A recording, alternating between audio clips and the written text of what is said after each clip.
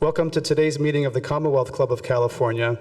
I'm Greg Dalton, Vice President of the club and founder of Climate One, a club initiative that convenes leaders from business, government, and civil society to advance solutions to global warming.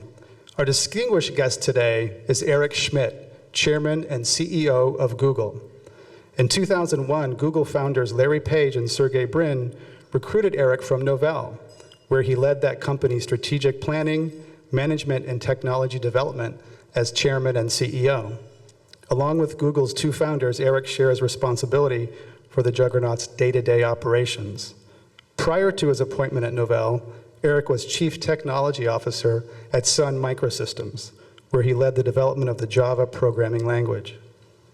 He previously held positions at the famed Xerox Palo Alto Research Center, Xerox PARC, and Bell Laboratories. He holds a bachelor's degree in electrical engineering from Princeton University and a PhD in computer science from the University of California, Berkeley. In 2006, Eric was elected to the National Academy of Engineering, and last year he was inducted to the American Academy of Arts and Sciences as a fellow. As part of his community work, he serves as chairman of the board of directors of the New America Foundation. Now please join me in welcoming Eric Schmidt to the Commonwealth Club.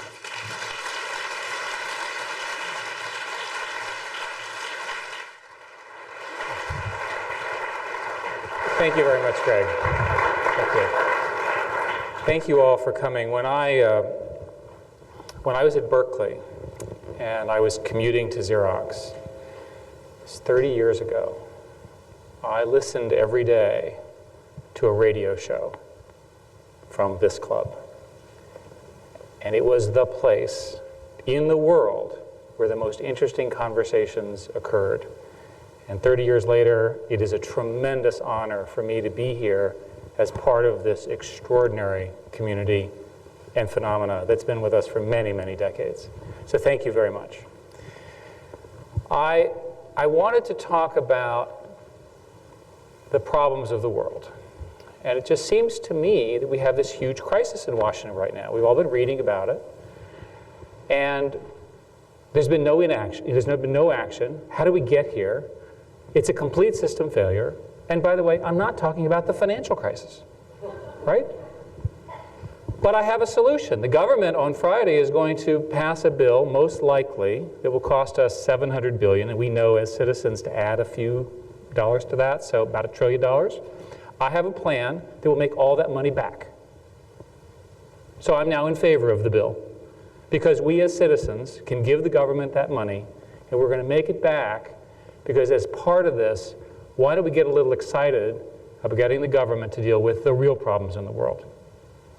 We have seen a total and complete failure of leadership in the political parties of the United States around something that is fundamentally in front of us. It's a fundamental challenge. It's an issue for us.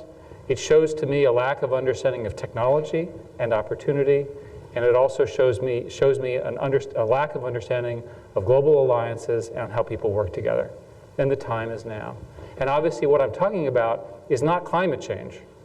I'm talking about rebuilding the energy infrastructure of the United States. And by the way, if we do it, we can probably do it everywhere else, because the math works for them too. So if you think about it, we have an opportunity. The government, right, after they finish bailing out the banks, which will be Friday, right, which has occurred because people are afraid, so fear drives behavior, the government has an opportunity to do a stimulus package because we're going to have a recession, right? That's sort of the next step in the taxonomy of business cycles. Maybe we will, maybe we won't, but something's going to happen. So the government's going to go and give a lot of money to a lot of people. So instead of giving it to the usual suspects, why don't we use the money, and by the way, I don't need $1 trillion. Why don't we use that money to solve once and for all the things that we debate? Okay, energy security, right? High oil prices, a lack of jobs, especially in rural areas, a lack of technology investment, a lack of export industries. Oh, and by the way, we can also solve climate change at exactly the same time. in one set of steps. And that's what I want to talk about. You know, if you think about it, the conservatives argue, well, this is going to drive up costs. And the liberals say, well, you have to bear the costs. But in fact, the truth is that saving fuel is cheaper than buying it, and that you make money when you do this the right way, and if you take the right amount of time looking at it. And that's what is, to me, so phenomenal about the analysis that Google has done. And we're not the first, and we won't be the last. But part of, I think, our mission is to talk plainly about what the opportunity is. You know, if you look, global oil consumption is going to grow 40% by 2030. Global electricity demand is doubling by 2030. Even faster in developing nations. China electricity demand is growing at more than twice the rest of the world. We all know about coal plants every week and all that kind of stuff in China, and the pollution and all that we're encountering. And so how do we supply this demand? Well, we're paying for it. We pay for it in high gas prices, in national security. There's a war, which had something to do with oil. Greenhouse gases, we all understand the significance there. 37 countries will add coal-fired power plants in the next 5 years. I mean, I've got statistic after statistic on this.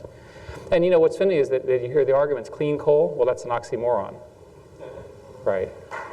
Right? So I was thinking, it's a little bit like a safe bomb, right? Or limited nuclear war, right? It's good that we clean the particulates off of coal, but it doesn't make it any less dangerous to the longer term issues. So I am optimistic because I think if you view this problem, and I'm a business person, if you look at this as a business, the opportunity before us solves a whole bunch of problems at the same time. And the ones that people really care about as the abstract ones that we all care about. Jobs, employment, growth, oil prices, and so forth. You know, what happened in my case was I heard, you know, I was at one of these talks and I heard, well, 40% of climate emissions occur from buildings. And I thought, well, I'm in charge of a lot of buildings. Maybe I should do something. So we called everybody together and we said, well, okay, what can you do? What can you do? And they said, well, we can spend $1 million. And I said, what would you do? He said, well, the payback is 9 months. Okay, let's go through this again. You said $1 million and the payback is 9 months. So why haven't you done this? Oh, we didn't think about it.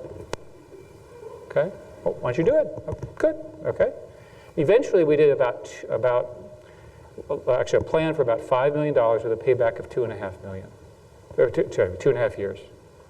And by the way, that was before prices doubled. And one of the most bizarre things about efficiency in these kinds of savings is that because the prices remain low, but the competitive prices remain high, the savings increase over time. They accrue. They get larger and larger and larger. So what happens, of course, is everybody says, oh, well, you know, it's a year or two and I can't afford it. We can afford it. Anybody here planning on dying in the next couple of years? Let's take at least a personal lifetime view. I intend to be here for the next 22 years, right? Maybe longer, okay? So if you take the point that we're going to take a longer term view, the math works. So eventually we put together a solar panel, which at the time was 1.6 megawatts. It's the largest corporate solar, and by the way, this is great because it provides shade for the cars. You build carports, put solar panels on it, and so forth, and we take about 10 or 20% of our energy off the grid. I was very proud that that was our largest investment. It turns out that the largest one of these, and it turns out Applied Materials has just announced an even larger one. So this is a race where we're happy to lose. And in fact, Toyota just announced one which is 50% even higher than that. This is great. So let's see if we can get this bigger and bigger and bigger. People making the right business decision within their companies because they're business people and they can do the math. So if you go back to this issue of failure of political leadership, the uncertainty around the renewable tax credit, it expires every year. So basically everyone spends this game, right? We're going to have this problem next year, guys. And it's going to be worse and worse and worse. Why don't we fix that? A failure of political leadership. It's expired 17 times in the last 20 years. Amazing. And these tax credits are needed because remember what they're doing is they're stimulating the investments against opportunities, other choices that have had 50 years of development, maturity, federal, state, and local subsidies. So it makes sense, at least for a while, to favor them a little bit. So we've been working on a plan to try to solve this problem. And let's talk numbers. In studying this, we looked at some other plans. Vice President Gore, who's a hero, I think, to many of us, certainly to me, announced a plan in July, which does what I'm talking about in actually less time, but using different economics, some different costs, and doesn't involve some transportation thing. That's pretty good. T. Boone Pickens has announced a plan. Different set of assumptions, different set of cost structures. All of these things are inspectable by each of you on the web. Ours are all out there. See if you like it. See if it makes sense. If you don't like ours, make your own. The point is, the numbers add. So all of these plans fundamentally recognize that renewables, and in particular solar thermal in particular with storage, geothermal, wind, solar voltaics, biomass, and so forth, when combined with the right set of incentives and so forth, really do pencil out correctly. So why is Google doing this? Well, it's important to our business because we're a large consumer of electricity. And we're going to likely to consume more, and we want the prices to go down. So it's reasonable for us to do this. And indeed, we've been investing strategically with our own renewable energy less than coal initiative, which I'll talk about in a little bit. So in this scenario, right, the scenario of action and opportunity, we think that this is going to be massively expensive. Okay, how massive? Okay. $4.5 trillion over 22 years. By the way, which is less than the payment next week in the bailout, but that's a separate discussion. So you go, God, well, this guy must be absolutely mad. But that's a separate discussion. The savings, $5.5 trillion. Okay, so let's go through that again. You spend money and you make money. That's sort of what I do. We actually end up making money because of the efficiencies that we're assuming. And you get those efficiencies, by the way, by using more gas-efficient cars, which are on their way. You get those efficiencies by using less expensive electricity, which is on its way. You get some of that savings by avoiding building the incredibly expensive plants that you no longer need. So the savings are real. And the costs are real too, by the way. My point here is that in this math, it's cheaper to fix global warming than to ignore it, which makes no sense to anybody. It's like, don't we normally ignore these things? It's been our practice for a year. It's actually cheaper to just fix it. Let's take this one off the table. We can work on something else. Lots of other things to work on. Now, you sit there and you go, okay, well, that's pretty good. What about jobs? Well, we have a problem with employment in our country, and we have a particular problem with high-wage manufacturing jobs that are high-skilled. This proposal generates 1 million of them. And by the way, where are they? In rural areas where the biggest problems are, and where the supply of labor is there, but the jobs are not. Okay, so let's put that one to bed. So if you think this is a jobs program, I love it. High-paying American jobs, people who pay taxes, and who currently are suffering through some pretty difficult times. And by the way, where are they? They're in Pennsylvania, West Virginia, the Gulf Coast, Wyoming, Texas, rural Texas, et cetera. There's lots and lots of room of innovation. I mean, General Electric, for example, got into the wind turbine business in 2003 when they bought a bankrupt business, which is now a $7 billion business for them. Now, how do you do this? Well, you start with energy efficiency. And I know that's boring, I think we taught that in school and so forth. The payback from energy efficiency is enormous. The way regulators work it and the way utilities work is they'll pay you 1 to 3 cents a kilowatt hour to avoid having to build the plant from your perspective if you in fact insulate your homes. And there's lots and lots of ways, but the quickest way to solve this problem is actually to use more efficiency. And there's plenty of technologies around inefficiency. And what's interesting about compounding is that the insulation that you put in your home fundamentally never wears out, but the heater does. So if you look at it on a life cycle cost perspective, the savings compound even greater. And we always ignore this because it's a 3-year or 5-year thing. You're going to be in your house for a long time because we're going to be alive for a long time now. Consumers, by the way, will change their behavior with better measurement. It has to do with, you have no idea what's happening in your house. In my case, what happened, I decided to measure what's happening in my house. And so eventually I figured out that there were these things in the basement called fans. And so here I am, and I'm crawling on the floor, and I'm listening, and I eventually find them, and I discover I can't even access them to turn them off, using power all the time. So my point here is that a little bit of detective work and paying attention, there's a lot of interesting studies here. The most interesting ones all have to do with consumer behavior. The average consumer behavior savings is about 10% when you monitor these things, based on the studies that we've seen. We had one engineer manage to save 44%. He figured out it was his 20-year-old refrigerator. That's kind of a no-brainer. He's at Google, to pay attention. High energy use at night because his computers are all left on.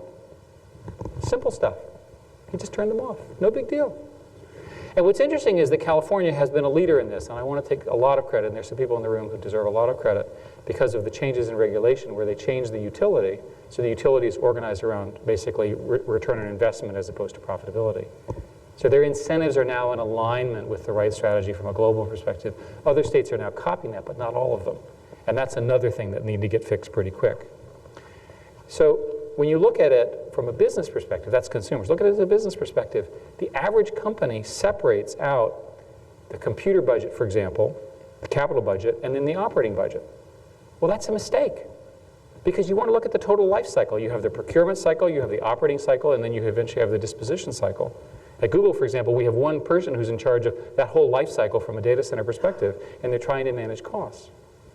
So if the accounting is done right, and if businesses look at it, then they look at the total cost, and what they'll discover is that there's plenty of times when, and many corporations are in fact relatively flush with cash right now.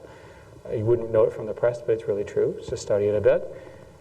Spend the money now to invest in the capital, and the payback accrues to their shareholders and earnings over the many years. So another obvious example is computer equipment. Think about the amount of computers, and what are those things doing? Right, they're like running Windows, right? Sitting there over and over again doing Windows. Why don't we have them doing something useful like being turned off? I'm sorry, that was a mistake. So anyway, we've done a bunch of things, climate savers, computing initiatives, and so forth to try to handle all of that. Government, building code standards are understood as important. Commercial buildings are built to be leased, so the incentives are not in alignment with respect to conservation. Minimize the construction cost rather than minimize the life cycle cost of the building, so somebody else bears the cost. And when you build these complex systems involving smart people, you have to think about the totality of its whole sort of life cycle engineering. It's easy enough. Change the building codes to reflect the true costs. All of a sudden, developers who are very, very clever people will immediately do the right thing, as opposed to not doing the right thing because the incentives are wrong. The Title 24 work that was done here in California is very heroic. But again, it's not true everywhere. It needs to be national, and it needs to be important. The number that we came up with was $56 billion in electricity and natural gas costs since 1978. And by the way, I want to talk about this because you sit there and you go, oh, 10%, no big deal. Remember that the cost of an electricity generation system is determined by its peak cost, not its average cost. Because the peak cost is where they have to put in the most expensive sources of income, of power. So if you can reduce your power usage, especially at peak times, by 10%, it has a huge flowback in terms of the impact that it will have on the network and on the cost and the structure of the utility industry. So from our perspective, we look at this and we go, look, guys, here's what we want to do. We want to focus on 3 technologies. Renewable, right? Obviously, things we'll have forever. And by the way, we're not running out of it. The sun, not going away anytime soon. You get the idea. What's interesting, by the way, is when you look at those and then you compare them, for example, to nuclear, which in our model we simply assume is relatively constant, the nuclear cost, just on a cost basis, doesn't cost out. And I'm ignoring the strategic questions and the political arguments and so forth. It's just cheaper to invest. It's funny that I was listening to one of these radio shows where they said, well, these people say we should use wind and solar instead of nuclear. Yes. Because they're cheaper, okay? It's like money. Okay, it's like real simple. So if you end up with a power architecture which is more distributed and uses more cogeneration, which is how these systems are really developing, you end up with a very renewable and reliable grid. In the case of wind, wind is now approaching the cost of traditional power, somewhere around 8-9 cents a kilowatt hour versus 5 or 6. And with subsidies, it gets very, very close. They're sold out for years. I tried to buy one. I figured, let me buy one. It's sort of big thing, put it in the backyard. And you have to wait 2 or 3 years. They're so popular because the math works. And I want to talk a little bit about what happens when you have these large farms, but the point is, it's clearly there. It's very much mainstream. Solar thermal. People talk about solar as photovoltaic, but the real innovations are now going in solar thermal. What it is it's this mirror that you use to heat up oil that then turns a turbine. And you go, wow. Well, it looks very James Bondian, so it's really neat to visit these things. And the deserts of California are being populated by these by these essentially solar thermal approaches. They're going to get there, and they're going to get there in the next year or two.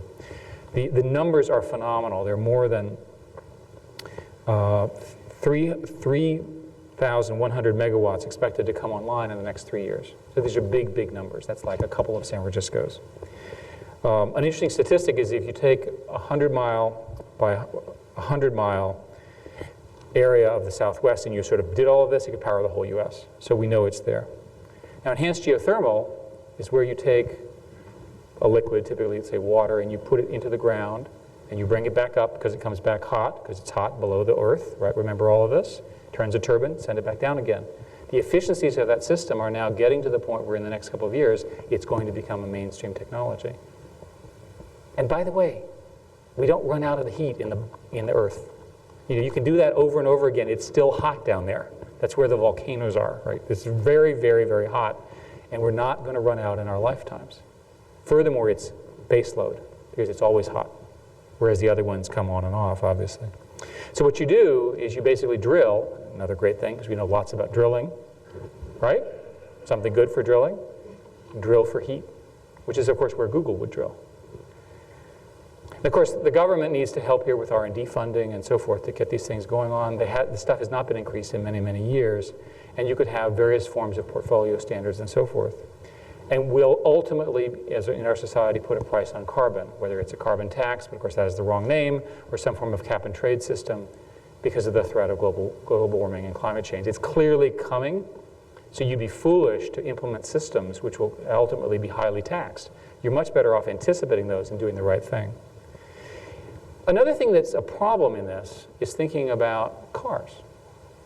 If half is roughly power and power generation, the other one is cars.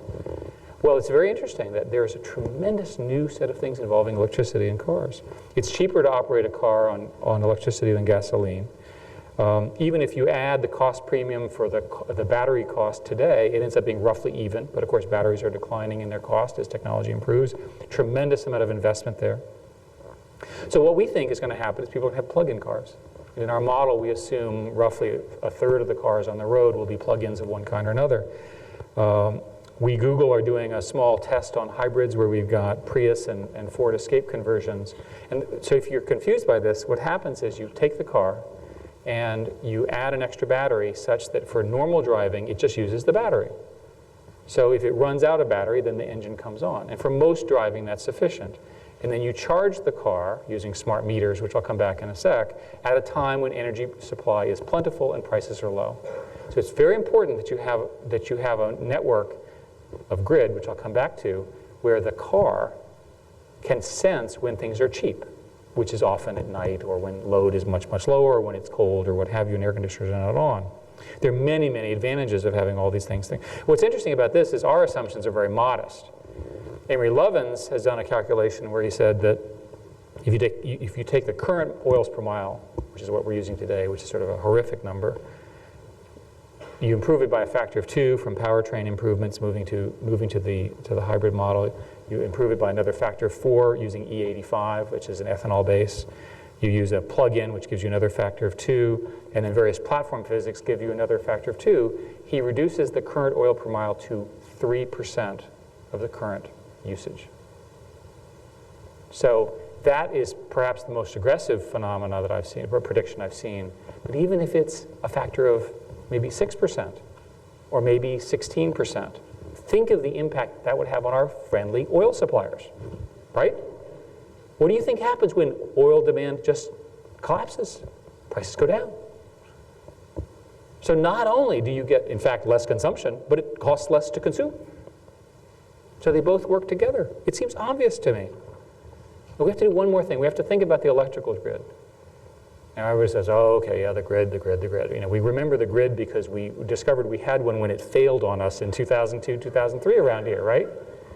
But the fact of the matter is that the grid was built in the 1960s and 70s in a completely different architecture and not using technology that we would consider to be modern, although it was really neat at the time.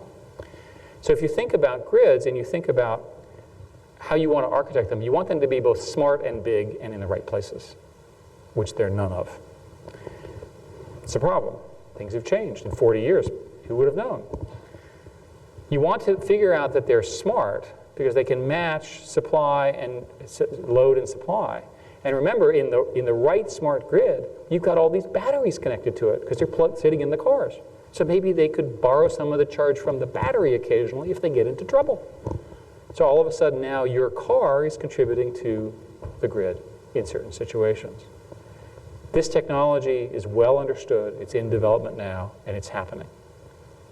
All it takes is a will to do it and the right economics to have people recognize what they can do. And of course you need that smart grid in order to get the benefits that we're getting from all of the hybrids and all the plug-ins and all the batteries that we're busy building.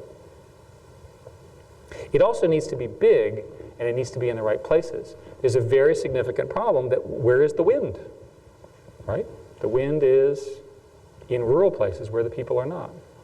Well, here's another set of construction jobs, by the way. Relatively straightforward technology to do this, and there's nobody there to object. Right? Seems pretty straightforward. Everybody loves this strategy. Let's just do it, and let's do it now. And the reason it doesn't happen, by the way, is that there's nobody in charge, that the regulatory agencies in these areas were eviscerated, that it's a hodgepodge of mom-and-pop businesses and sort of structurally slow businesses when there's a significant business opportunity before them. And by the way, if you do this right, sure sounds like the internet, right? A set of cooperating networks where the traffic flows and the power flows, where people can connect anything they want. They can be a consumer as well as a producer. Well, that's something I can map to. And it created a tremendous amount of wealth for America, and I think we can do it here too. So if you think about it, then resilient micropower is a lot like a PC, and the new grid is a lot like the internet, the flexibility in what you can do. And of course, Google has in fact announced a partnership with GE to do exactly this. So the reason I wanted to come and the reason I wanted to talk, aside from the fact that it's a great honor to be here, is somebody's got to start talking about this in terms that people actually care about. Jobs, energy security, oil prices, the creation of new industries. We have before us an opportunity with a little bit of work and frankly some pressure on the political establishment of the country, which is largely wedded to historic interests for all the reasons that we know, that opportunity is before us. There's a quote that I like a lot, and the quote is that, it's an optimistic quote, and I'm an optimist. It's a quote about America, and I'm paraphrasing now. The quote goes, "America will be enormously successful because of the inherent optimism of its people, its abundance of land, and its absence of a king." His name is de Tocqueville. He's a Frenchman who traveled around America in 1831. In thinking about the opportunity before us, the quote is exactly right. The creativity of Americans, the land and the opportunity, huge, you know, Nebraska, the Kuwait of wind. Sorry, that's what they call it. East Texas, the Saudi Arabia, you know, of solar, you know, on and on. This is how it's taught. We have this. It's something that we have that a lot of other countries don't have. And we don't have a king. We do actually have a political process which is open and which has gotten us through many, many crises.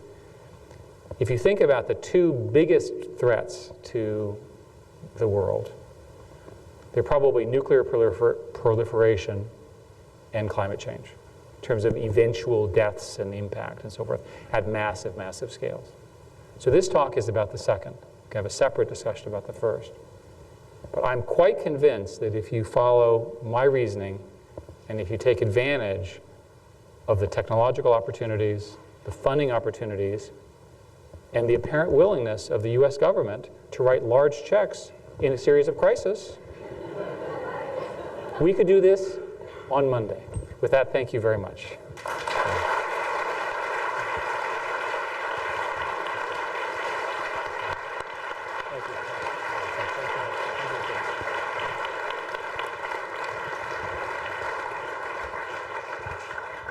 Our thanks to Google Chairman and CEO Eric Schmidt for his comments at the Commonwealth Club here today. Now we have lots of questions, so let's... Yeah, I think you have more questions than we're likely to have time, so I guess that's a good sign. Going to pause for one moment while they get that off. Let's start with the big picture. You mentioned the lack of leadership in the financial crisis, and by the time this is on the radio around the country, there will be some bailout package. We don't know exactly what it will be like. It will be big. And there's a number of questions of how the bailout package will affect financing for green technologies. It'll affect government's ability to do, whether it's rail systems or research. What's going to be the crowd-out effect financially of the bailout on the green tech sector? Our economy appears to be able to absorb large amounts of debt. Again, we've talked a lot about this as a society. We're not net savers, we're net consumers. And my feeling is that a solution that solves the problems people really have, which are ultimately about the price of oil, lack of jobs, that sort of thing, price of gasoline, are the kinds of things that are likely to get approved. They need to be put in a context where politicians and citizens see them as really affecting them on a day-to-day basis. We can sit here and talk about long-term threats, but people live today, and they're worried about jobs and their health and so forth and so on. So I'm reasonably confident that the kind of funding that I'm talking about, which is spread out over many, many years, and is done with this huge payback, is achievable. And where would the money come from, the $4 trillion? Are you suggesting debt financing? Are you suggesting, what's the funding source? Well, in first place, much of that funding is actually generated from the actual savings, so it comes from a lot of places. But the simplest way to think about it is that the country today is going to end up with a stimulus package beyond the bailout, as it's called, probably on the order of $100 billion. Most of the politicians I've talked with have ended up in those kinds of numbers. And that money is going to go somewhere. It will go to the existing people who get such things, either in tax breaks, stimulation for businesses, or so forth. So the money is going to get appropriated. So instead of giving it to the usual suspects, let's give it with an energy slant. Mm-hmm. Tom Friedman wrote a column recently saying green the bailout. So it sounds like you would direct the revenue from the stimulus package to research and development? Yeah, it's important to distinguish between the bailout, which is essentially buying out the errors of the banking system, from a stimulus package. The bailout essentially allows the banking system to continue in their current merry way. And there's a lot of evidence that we need the banks. Credit's drying up and so forth, so I'm not denying the need for that. But I want to distinguish between the bailout, which is not fundamentally stimulative, and then the eventual government stimulation package. All of the people that I've talked with believe that there will be a second set of legislation where the government will do what it can to get our economy moving again. And you mentioned the savings, the funding would partly come from the savings, but there needs to be upfront investment. A consumer has to buy a CFL and pay more than an incandescent, and they realize the savings over time. Do you think the political system has the stomach right now to take the big hit up front?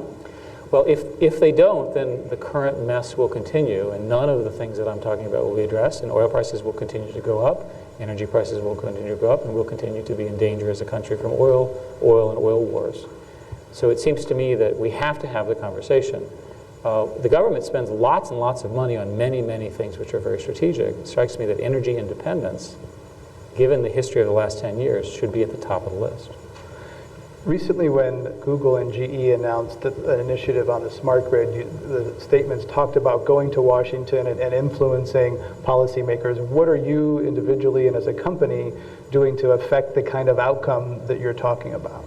I think part of it is literally just communication, because people.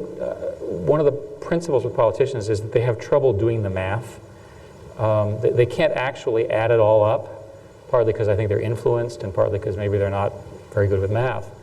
And so you need to show the real costs of these things.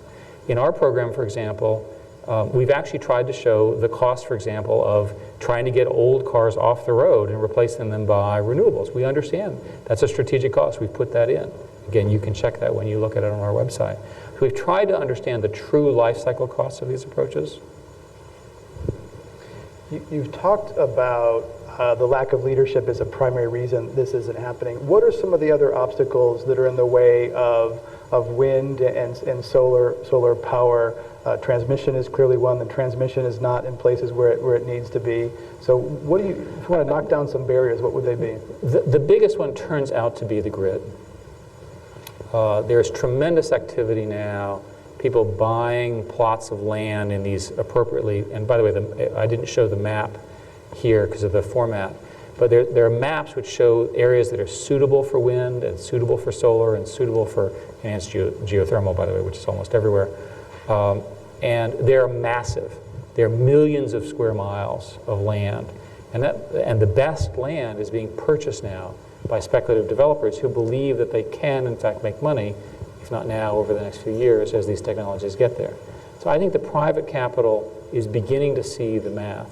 The problem is they can't also bear the cost of developing their own private transmission lines. And so we need a coordinated plan to get the transmission grid built out to the right way. That's probably the biggest impediment. In most of the cases, the build-outs are welcomed by the local politicians. They're welcomed at the state level for all the reasons that are obvious. The technology itself works.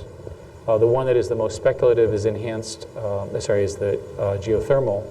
But even there, the smaller sites are working. There's a question as to how big the sites can be and how long they last and the rock formations and so forth. That research is going on. But certainly for the first two, which are solar and wind, there's no question that technology works today. On Friday, I was here in conversation with Governor Schwarzenegger, and he announced a summit of governors from around the world in Los Angeles next month. And his premise was, like yours, it's not happening in Washington, but governors and states can make things happen. So when it comes to the grid, electricity and the infrastructure goes across state boundaries. Can states tackle this problem? And we've seen tremendous leadership from Governor Schwarzenegger and a number of the other Western governors, for example, on some of these grid issues. The problem is that the money is in Washington. They're also the only people who can fundamentally create the credit markets and the debt markets that are needed to finance some of this stuff over a long period of time. So the fact of the matter is that in every case, if you go back to the creation of the national highway system, the creation of the internet, so forth and so on, there was a very major and very significant federal role for many reasons, not just standards, which is what we always talk about, but the fact of the matter is it's where the money is. And how do you think it will change after the election? There's a couple questions here about whether you have been talking to Senators McCain and Obama, and do you think that the leadership and the money will come forth after the election? We're in the silly season in the presidential election, so these 4 weeks, I'm not sure one makes progress on any sort of longer-term things. We've talked to both campaigns. I personally have talked to the Obama campaign.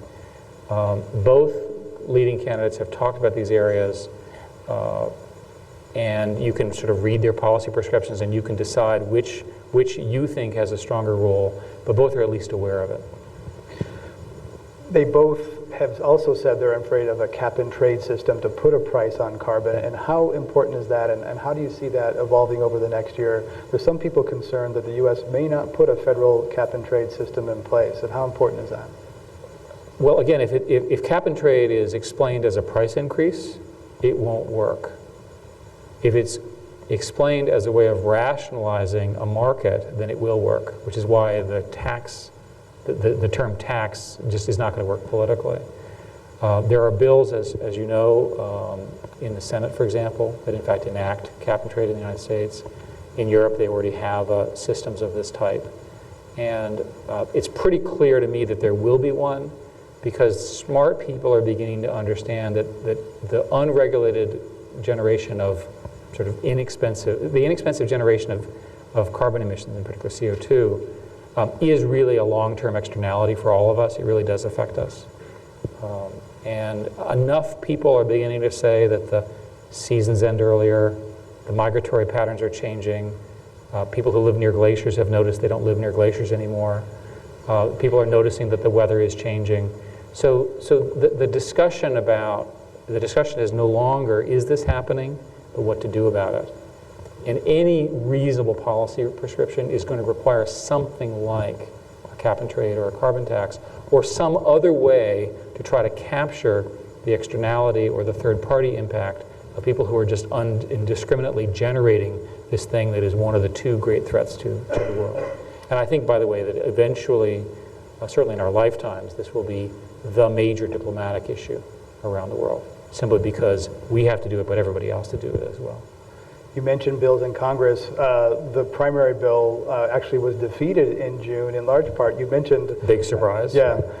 You mentioned the failure of leadership in political circles, but there's also a lot of business people who lobbied very hard against it because they don't see the math the way you do. They see cost, they see hassle, they see change, and that's continuing. I guess I have a bias in favor of business people who can sort of figure out the true costs of things.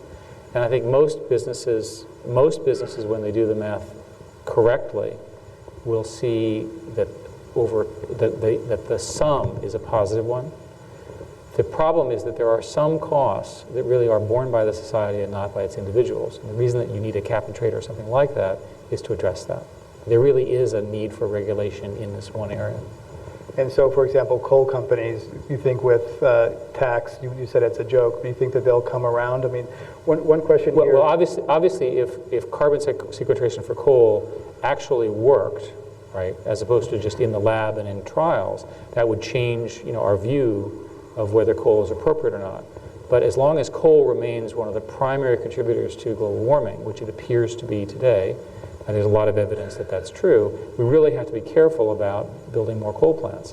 And people who write arguments saying, well, these are like, tree huggers, the problem is, look around you. Right? There's something causing all these changes.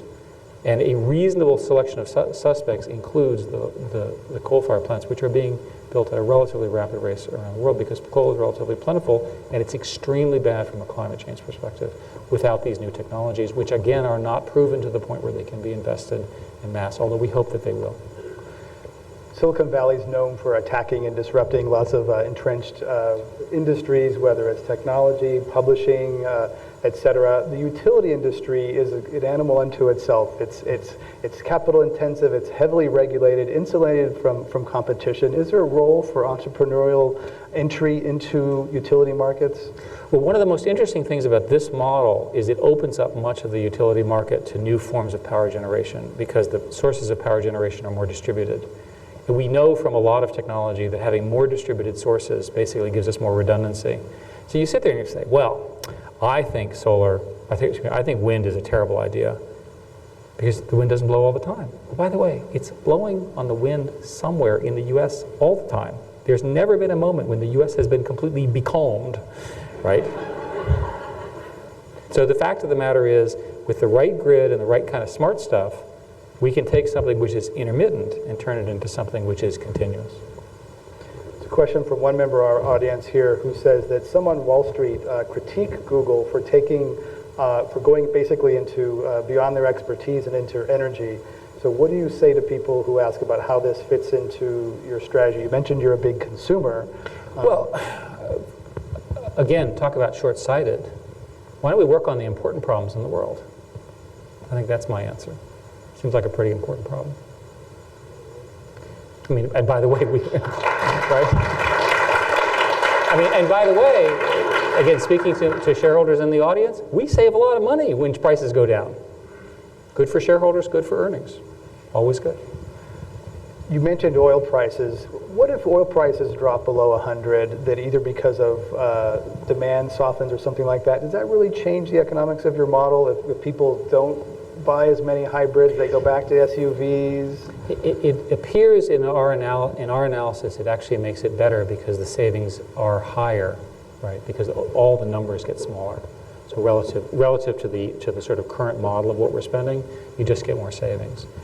Of course, the fact that if oil prices were to collapse to their historic lows of a couple decades ago, consumers would behave and they start buying Hummers again and that sort of stuff. But the fact of the matter is that in the long run, these are non-renewable, which means the prices go up. When you're running out of something, eventually prices go up. There may be supply imbalances and so forth. And there's a lot of evidence that we've largely hit the maximum production points of many of these technologies. Certainly in oil we have. That the cost of recovery gets increasingly higher just from a technological perspective. So for all of those reasons, the long-term trend, maybe this is worth saying, independent of whether the price of the gas is $5 or $4 or $3, the long-term trend of your gas prices is up because we're running out of it. And over, again, your lifetime, this will clearly be true. So you subscribe to peak oil? Well, I think that the math says that we're past that, and that, of course, technology is moving forward and people are learning how to bring in more. But here we are, we're having this amazing political discussion about drilling offshore, which will add 0.5% more oil supply in 5 years. Or did I get it too optimistically? I'm sorry, I may have been too optimistic. There's some math out there that says, some conservative economists who said that it won't affect the price much of a global market. However, they put forward the proposition that still the revenue and the taxes may be worth extracting the value if you can do good things with those taxes. Would you be for offshore oil? Why don't you just invest in jobs, people paying taxes to create industries that we can export out of the U.S., right? I mean, this argument is just, I mean, give me a break. This is a legitimate economist. I'm not going to vouch for it. It's something I read. I mean, come on, guys. Yeah. I mean, we have hundreds of thousands of jobs that are land-based, not off-water, so they're a lot easier to get to, right? Near your town, right? With an awful lot of people who are very talented who don't have much to work on right now because we're not investing in what they do. Yeah, for his part, when the governor was here on Friday, he reaffirmed his personal opposition to drill, baby, drill. Can you talk about Google's patent for an offshore tidal-powered data center? We actually, we have to think about risk, and after global warming is complete and the country is like underwater, we want the data center still working. So you're planning ahead. We do actually think for the long term at Google. So the plug-in hybrids will float. I'm more concerned about the data centers, because without the data centers, Google's like nothing. Okay. Now, people have observed that the users also have to be on boats for this scenario to work. Right. So maybe we should invest in that too. We have a question here about, we often think about clean tech as a way for the U.S. to compete while solving the climate challenge, but we also want developing countries to develop. Is this a zero-sum game the U.S. should win, or will the rising tide lift all boats? Again, there's this negativism about this kind of stuff. Don't you think it's good that India and China are joining the 21st century in terms of wealth, prosperity, cultural obsession with Britney Spears, all those sorts of things that everybody cares about? I mean, it's wonderful. These people are coming out. In one generation, they've gone from pretty significant poverty to being significant players with significant middle classes, right, of people who want roughly the same things we do. So if we can set a standard and a model, they're going to like our model, and they're going to figure out their own model, but they're going to ultimately discover that our argument is roughly correct. So I don't believe that technology is a zero-sum game. I believe that ability and innovation is distributed globally, including in places that have historically had a lot of trouble, like Africa, and that with technology and with the right kind of global view, that we can actually help create jobs, help increase prosperity, and by the way, get access to the smartest people in the world, whichever country they live in. That's what Google's about, it's what the internet is about. I think it's what about modern American society should be about. And the fact of the matter is that if we build these export markets, people benefit because they buy our stuff, okay?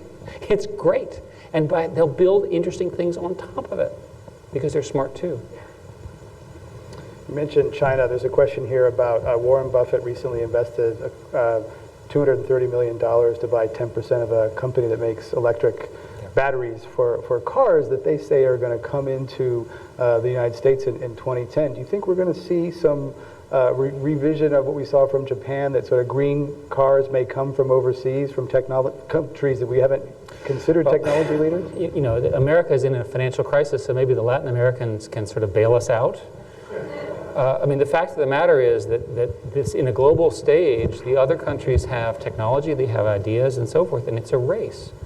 And it's a separate conversation, but we need to get ourselves ready for that. We need to focus on science and education, analytical training, make sure that we're competitive globally and so forth. We can't keep our heads in the sand.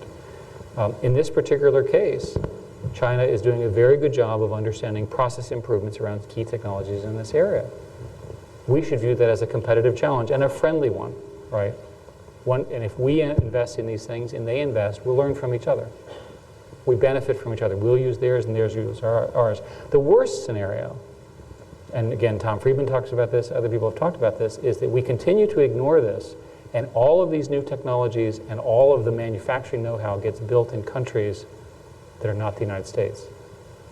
And that impoverishes us in many, many ways, at an educational level, at an intellectual property level, at a process level, at a manufacturing level, and I think at a cultural level.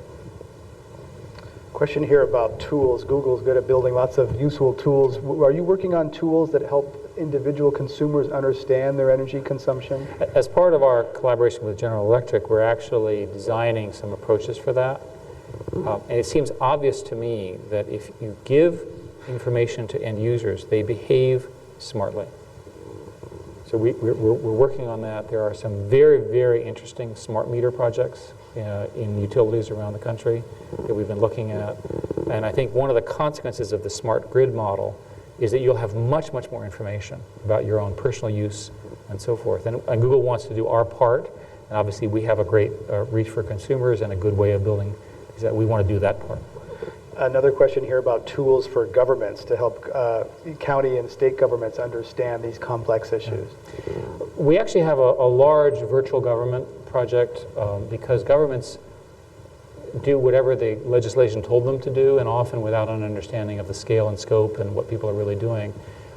America is good in that we have a culture of transparency in government, and a number of people have called for even greater transparency. There are, for example, laws that require the publishing already of budgets and so forth that are web indexable and so forth. We have a series of initiatives. The best one, by the way, is with the state of Alabama, where a team that we worked with, very clever people who live there, actually built a set of tools where you can watch what the government does, how it's spending its time, and how you can look at land use, money, those sorts of things. It's fascinating.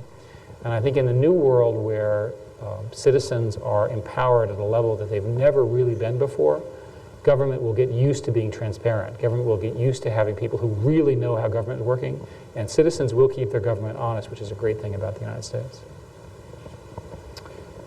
Google recently turned 10 years old, and when Google turns 20, what percentage of the company do you think will be in these revenues will be in this energy area? I can't predict next week at Google, so the concept of 10 years. We have been debating what are the business opportunities for Google in this area. And I think right now we would answer the question that our primary mission is one of information, and to the degree that we can be in the information businesses or communication businesses about energy and its impact on the world, we're clearly going to be there. As to whether we're in these other businesses, we will see. In many cases, we can be a catalyst. We've already said that we've put $45 million, more than $45 million, in a series of investments to try to stimulate this. But in our internal discussions, sometimes we debate whether we should be in the business or whether we should just be an incredibly smart consumer and provide a market for some of the really creative firms, many of which, by the way, are here in the Bay Area, and really provide that market and really be willing to give them some risk capital and help them along. The hardest money to get in a company is the first money, when you're not proven at all. So if we can use a little bit of our, frankly, large bank account to help them off and ultimately benefit the world and make some money at the same time, it's a good deal. Question here asking you to elaborate on enhanced geothermal, its availability and time to market.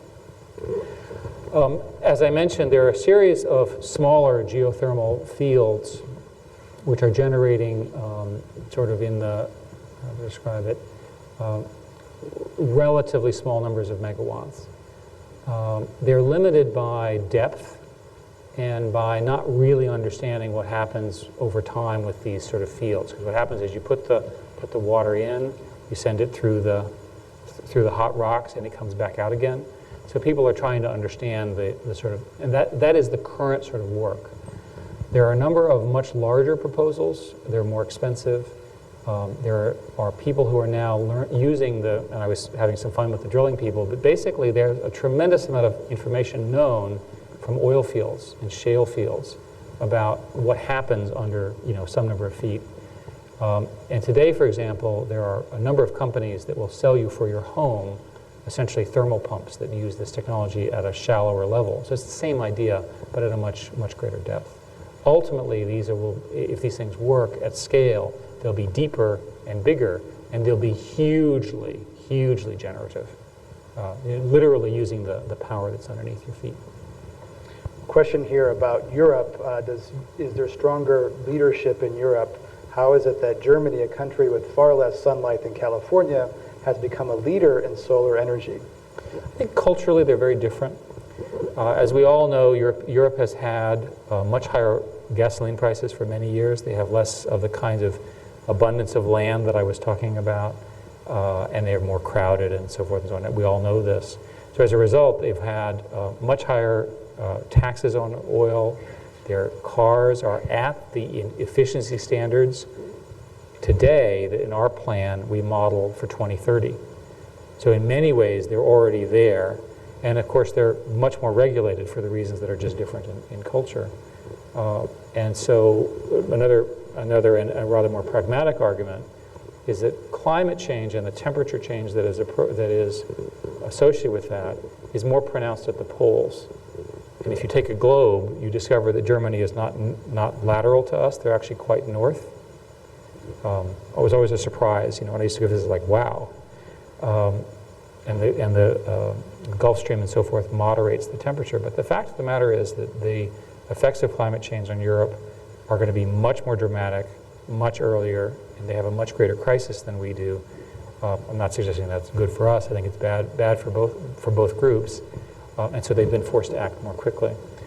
Denmark, because they have no supplies of anything except for nice people, Denmark's the happiest country in the world, right?